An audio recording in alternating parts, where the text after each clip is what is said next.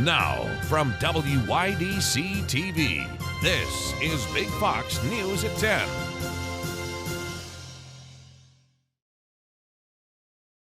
The Twin Tiers has its very first dry bar coming to town.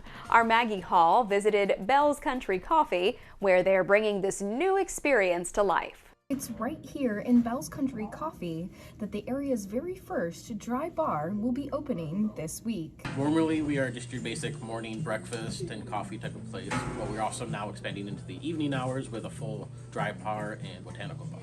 A dry bar is a bar that does not serve alcoholic beverages, instead offering alcoholic-free beers, cocktails, and other refreshments. And they're all basically different botanicals, plants, herbs, spices like that have been distilled down for all the natural ingredients, all the plant medicines, and that's what they make these spirits out of. Some of the drinks on the list are well-known classics, such as a mimosa and a Dublin fog. And there's a botanical spirit for every vibe that you're looking for. But you still get that alcoholic bite, you still get the euphorics from it, you feel good. Some of them are more for calming your emotions, where more of them are for, like a livener we have is more for getting your social anxiety out and interacting with folks. Bell's has board game nights and games littered throughout the shop for patrons to play together. They will have specialty nights on Fridays featuring live music and events. The soft launch of Bell's Dry Bar will be this Wednesday from 5 to 8 and will be open through Friday. For more, like and follow Bell's Country Coffee on Facebook and pay them a visit over in Elmira Heights. Maggie Hall, Big Fox News, Elmira. A fire over the weekend has left a house in Painted Post entirely charred. Fire crews responded to a fire at 22 Clark Street in Painted Post a little after 8 p.m. on Saturday night. The fire was extinguished by the crews after a 45-minute battle. Large portions of the side and back of the house were completely burnt. According to the Painted Post Fire Department, no injuries were reported. The founder of the local pizza chain, Pudgy's Pizza, Charles Pudgy Cleary, passed away on Sunday at the age of 82. Cleary passed after injuries he sustained from a stroke just days ago.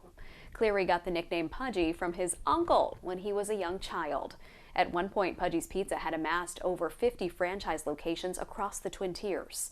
A visitation service will be held at the McNerney Funeral Home on Thursday.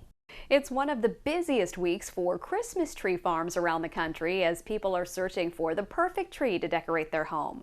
Big Fox's Josh Feldberg was at a local tree farm in Painted Post earlier today. Empire Evergreens is a Christmas tree farm in Painted Post. The farm has been owned by the same family since 1789. The current owner, David Weil, is a ninth-generation farmer. Weil started growing Christmas trees in 2003. We grow about 200,000 on 190 acres. The first weekend of December is one of the most popular times of the year for families to come out. Oh, thousands of people pass through the doors here.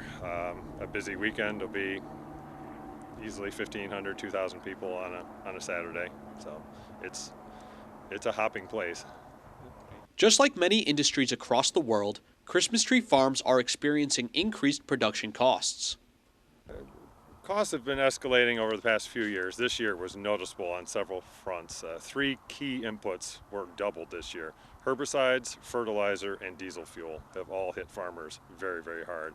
And you're seeing that now reflected in Christmas trees and also at the grocery store, because we can't endure these costs without passing them along. I'm here at Empire Evergreens taking in the aromas of the fresh trees. The owners tell Big Fox that they will be supplied and open to visitors all the way to Christmas Eve. Well, I got into Christmas tree farming because I enjoyed the experience as a child, and I thought I could replicate the same thing as an adult. And I'm sure that many people still value the time together with family. And you're out here for the experience. It's not just a tree, it's time spent together with friends and family. So it's a good way to spend a Saturday afternoon. Josh Feldberg, Big Fox News, Painted Post. A nearly century-old event was thrown this weekend on the streets of Corning. The city's winter festival Sparkle took over Market Street this past Saturday. Festivities included many local vendors, carolers, and Santa Claus in the city square. A new addition this year to Sparkle was the city's Hallmark Christmas Cam looking over Centerway Square, capturing the city's Christmas cheer. The triple-demic is now in full swing, with COVID, flu, and RSV now overwhelming hospitals from New York to California. Brian Yennis is at Cohen Children's Medical Center in Queens. Our emergency rooms are busier than ever. The flu season has hit the U.S. early this year and with more intensity, and hospitals are struggling to keep up.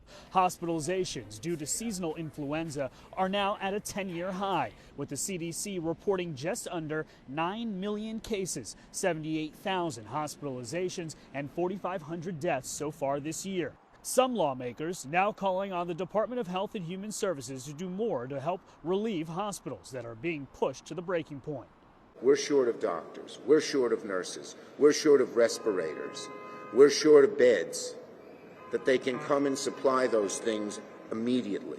And it's not just flu. There's also a major uptick in COVID and RSV cases nationwide. COVID is hitting the West Coast particularly hard. In Los Angeles County, the weekly average of new cases is more than 3,000, a 44% increase from last week. And some say more infections are likely in the coming days. When you look at the wastewater epidemiology, the amount of COVID that we have around is actually quite high. Ultimately, most doctors say there are ways to stop the spread and avoid a so-called triple-demic if folks can return to pandemic-era safety practices. Good hygiene, good hand washing, the use of masks, which we know that have worked very effectively. Here at Cohen Children's Medical Center in Queens, New York, we're seeing about a 50% increase in pediatric admissions a day. Typically, they're used to seeing about 200 children a day. That number has risen up to 300. In Queens, New York, Brian Yennis, Fox News. Sources say Apple is planning to move its production out of China. The move reportedly follows recent protests at the company's largest production plant. The Foxconn plant in Zhengzhou at one point made 85% of Apple's Pro iPhones, according to a research marketing firm. Protests at the plant stemmed over continuing COVID restrictions and lack of pay. Apple will continue production in China while it searches for another location to make its products. Taylor Swift fans are suing Ticketmaster's parent company after the botched ticket sale for the singer's next tour. The fans are suing Live Nation Entertainment for fraud and intentional misrepresentation. In November, millions tried to snag Swift concert tickets during Ticketmaster's pre-sale, but ran into glitches, long waits, and ultimately disappointment. Ticketmaster even canceled the public sale of the tickets because of the high demand. Pennsylvania Attorney General Josh Shapiro even jumped into the fray, encouraging people to file complaints about Ticketmaster. Do you have what it takes to make a hated vermin in New York City extinct? New York City will pay big to rid the town of rats. The salary for Director of Rodent Mitigation will be between $120,000 and $170,000. A job listing says it wants someone with high leadership capability who is, quote, bloodthirsty and who can work with many city agencies through various approaches. Applicants must submit a resume, cover letter, and 3 references. A report cites pest control firm Orkin in saying that New York has the second highest population of rats of any U.S. city. Chicago comes in first place. Still to come, we have your complete workweek forecast, plus how you can protect yourself from online scams this holiday season. Stay with us. Here's your local stock market update from Big Fox.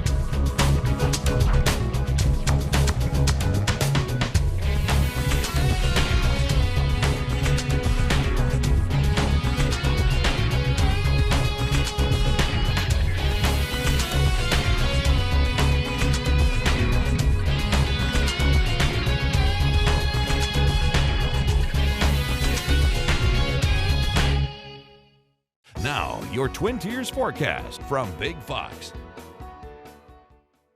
It was a beautiful end to the day as we saw a beautiful sunset here captured by the National Weather Service in Binghamton, New York. Now, with that beautiful sunset and those clear skies, note that through the overnight, we are increasing that cloud cover and will bring the chance to even greet our Tuesday morning commute with some light showers. So plan to have that umbrella handy. We even see that through the overnight, even with those mostly cloudy skies, we actually see warming conditions from midnight through that 6 a.m. time frame as a southerly wind is going to continue this warmth that that's in place is today we even saw high temperatures climb within those upper 40s. So a pretty mild weather pattern in place. Now rolling through that forecast, we note that that wave of some of those showers move in. Now pretty isolated to scattered showers in place. Nothing looking really organized, but the moisture is going to be there and it's going to be able to be used to bring in these on and off scattered showers really throughout our Tuesday, and then continue to see another push of showers move in as we step into our Wednesday. So it will be at least another 24 to 48 hours of some wet and gloomy conditions, but temperatures will be warm. As we look at the potential for accumulation, at least through Wednesday at 7 p.m., not a washout forecast. Again, with that really sporadic activity, it's going to be hit or miss who sees the significant accumulation. Some will walk away with only about a few tenths of an inch, while others generally we're seeing about anywhere from about a quarter of an inch, maybe some isolated areas getting upwards of that half an inch if you're able to see a brief downpour. But again, it's going to be spotty where those develop and how long they're able to move through. Is again, there's nothing really organized with this system, but there is going to be some short waves continuing to allow for this wet weather to be in place. So we'll look at our high temperatures again to climb within those upper 40s. So similar to what we experienced today, but you're going to factor in those gloomier conditions. So you at least want to have a layer on hand. Winds aren't going to be too gusty out of the south, but strong enough from the south to continue to bring us these above average conditions. So from the Finger Lakes all the way down into Pennsylvania, we're seeing at least climbing into those 40s as we are about 5 to 10 degrees above that average, which is falling into those lower 40s and upper 30s this time of the year. So as Tuesday stays warm, we persist that into Wednesday. We even have the potential to talk about the 50s in store. So this is a very rich southerly floor that wind that's in place, giving us this warmth. Now we see that as we top off at 54 degrees, we're talking now 10 to 15 degrees above average.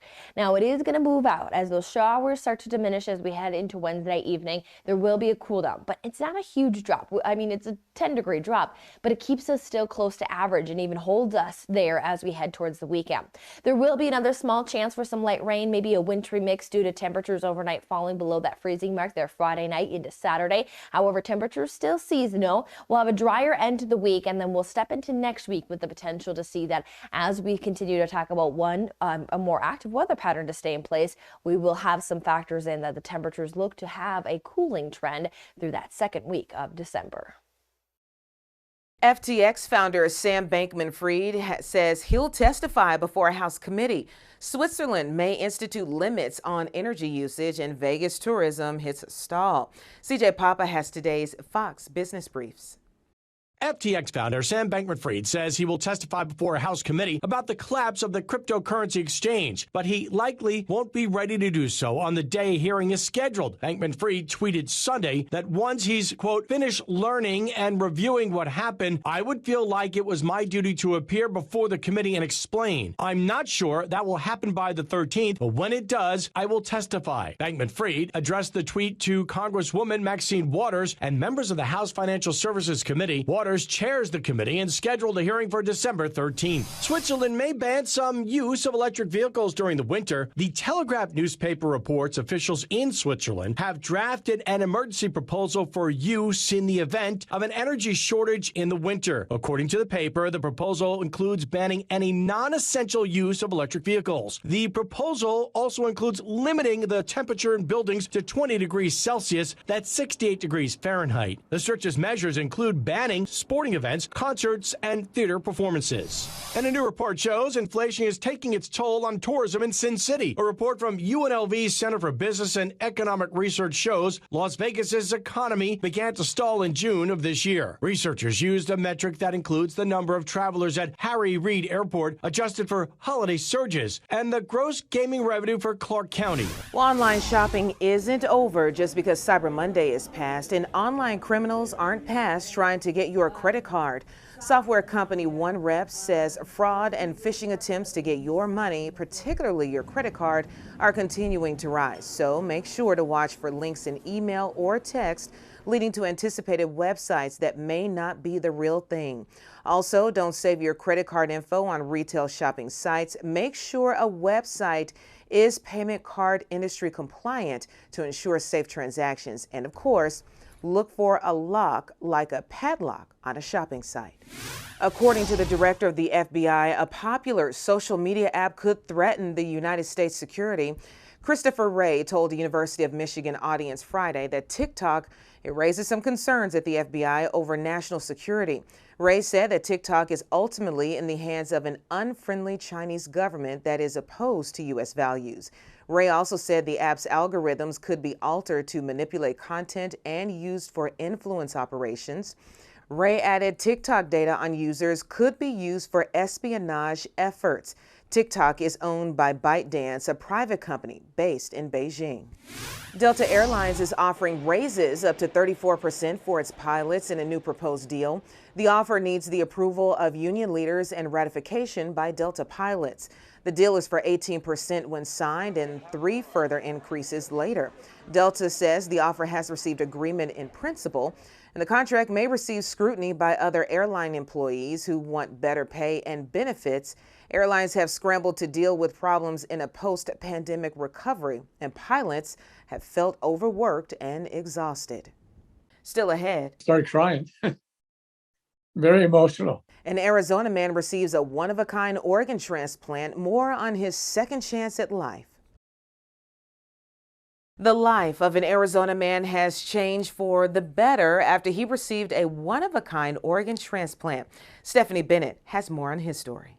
On November 15th, Jeffrey Day Robinson was getting an oil change in Lake Havasu City when he got a phone call from the Phoenix Mayo Clinic. Start crying. Very emotional. Doctors called to tell him they found a match and he was finally getting a new heart. For the last 13 years, Robinson has suffered from heart failure. He's had numerous surgeries, taken several medications, and has been waiting months on the transplant list. Doctors told him they were trying a new method and he'd be the first Arizonan to do it. It's a second chance in life. I was going downhill for the last couple months, and I didn't want to be that guy just sitting in a rocking chair for the next 5 years waiting. So I took the DCD. DCD means donation after circulatory death, meaning instead of traditional methods of getting a heart from someone who is brain dead, they could now take a heart from someone who has already passed away, taking the still heart and reviving it, pushing fresh blood through and ultimately make it beat again using this heart-in-a-box technology. Once the circulation is ceased, all of the organs begin to deteriorate quite rapidly. So by being able to resuscitate the organ, put it in this heart in a box, so to speak, resuscitate it and assess how well the heart is functioning and how healthy it is from a metabolic standpoint, it allows us to utilize many more potential organs. Not only does it widen the donor pool, but it also helps preserve the hearts for much longer, extending the time between retrieval and transplant by 8 to 10 hours, whereas originally that window was much smaller at 3 to 4 hours. It's a miracle because of his particular situation. He was going to be waiting a long time for a traditional brain-dead donor, and this gave him the opportunity by being willing to have this type of donor heart offered to him to move up on the list. The Mayo Clinic here in Arizona provides more solid organ transplants than any other hospital in the country. For hearts alone, they do between 40 and 50 per year. At the moment, there are more than 3,300 people nationwide on the heart transplant list. I think it may well double the number of potential donors that we can utilize. So it should definitely increase the number of heart transplants we're able to safely do. The annual Medicare enrollment period is about to end for this year, but seniors have time to consider options and changes to their plans. Open enrollment is when seniors can make changes to their Medicare plans. Medicare usually means at least Part A hospitalization insurance and Part B medical insurance for other needs like doctor's visits, outpatient, and home health. But seniors can add options too, which the enrollment period offers. Medigap may cover out-of-pocket copayments. Medicare Advantage covers A and B with additions like vision, dental, and hearing. And Medicare Part D covers prescription drugs. CVS is moving toward processing prescriptions remotely to improve working conditions and the customer experience. About 8,000 CVS stores around the country have been equipped with technology, which will let pharmacists enter prescription information remotely. Pharmacists can prepare prescriptions at central locations rather than the local store and still meet patient privacy requirements. The move comes as CVS is struggling to hire and keep pharmacists. Stay with us. We'll have more after the break. And we want to leave you with a smile. Oxford Dictionaries names its 2022 word of the year goblin mode, defined as, quote, a type of behavior which is unapologetically self-indulgent, lazy, slovenly, or greedy, typically in a way that rejects social norms or expectations. Goblin mode was selected by the public in an online vote, beating out the other word finalist metaverse and the hashtag #IStandWith. First gaining traction on Twitter in 2009, Goblin mode became increasingly popular in 2022 as the world emerged from pandemic lockdowns. Meanwhile, last week, Merriam-Webster announced its word of the year, gaslighting, a psychological manipulation intended to make a person question the validity of their own thoughts. I'm Harriet Wallace. Thanks for watching.